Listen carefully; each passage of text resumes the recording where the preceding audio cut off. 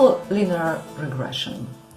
In statistics, linear regression is a linear approach to modeling the relationship between the scalar response, or dependent variable, and one or more explanatory variables, or so-called independent variables.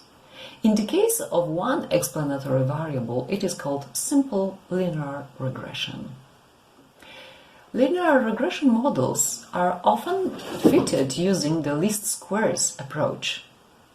This mathematical equation can be generalized as follows: y equals beta 1 plus beta 2x plus epsilon, where beta 1 is the intercept and beta 2 is the slope. Of course, you are familiar with the linear function, so this is very natural. Collectively, they are called regression coefficients. Epsilon is the error term and the part of y the regression model is unable to explain.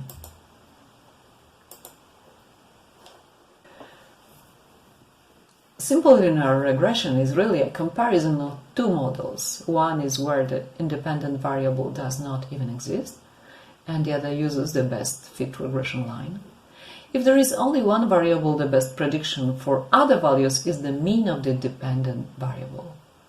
The difference between the best fit line and the observed value is called the residual, or the error. The residuals are squared and then added together to generate sum of squares, literally residuals, error. Simple linear regression is designed to find the best fitting line through the data that minimizes the sum of squares. We are to find a linear function that is the coefficients b1 and b0 such that yi can be expressed as b1x plus b0, so that the sum of squares is the smallest sum of squares, so a value between the values that we have and the values on the line. The least squared estimators are given by these formula. These are the best estimators.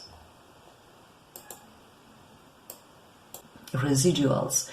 If you have the linear regression, how well is it fitted? So we have to find the R coefficient given if the adjustment is clear or not clear. The regression line is usually not calculated manually, but it is given by appropriate software. So what is really important to distinguish between the line, regression line, which fits perfectly, and the regression line which doesn't fit at all or fits in some way. There is always a line which minimizes the sum of squares, but sometimes this line cannot be used for predictions, and for this we have the so-called R-square coefficient. This coefficient should be as big as possible, big meaning as close to 1 as possible. If it is very close to 1, it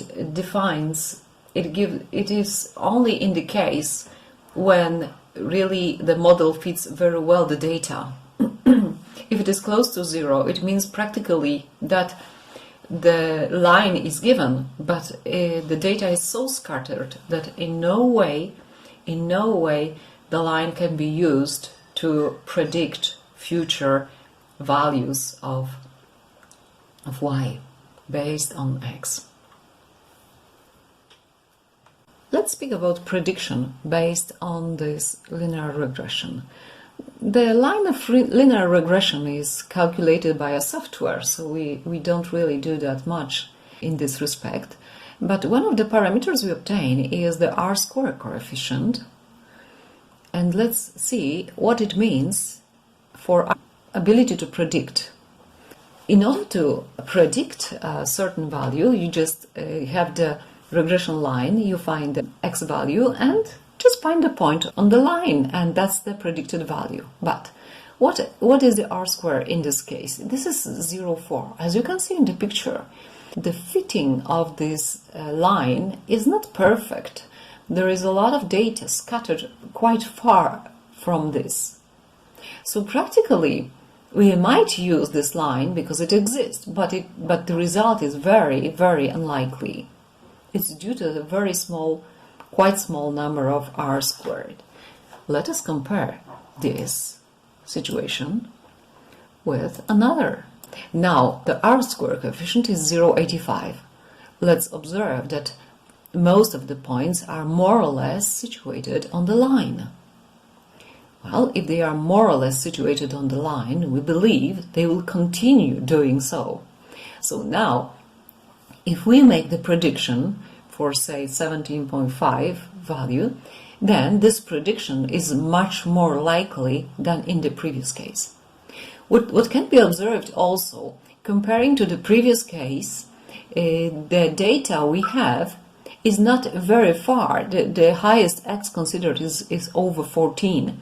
So if you want to make a step forward to 17 plus, then the difference is not very big. That was bigger in the previous case. So not leaping too much forward, we have a much safer, more likely prediction. And having a very high r squared coefficient, as close to 1 as possible, also gives us more certainty about the prediction of this regression line.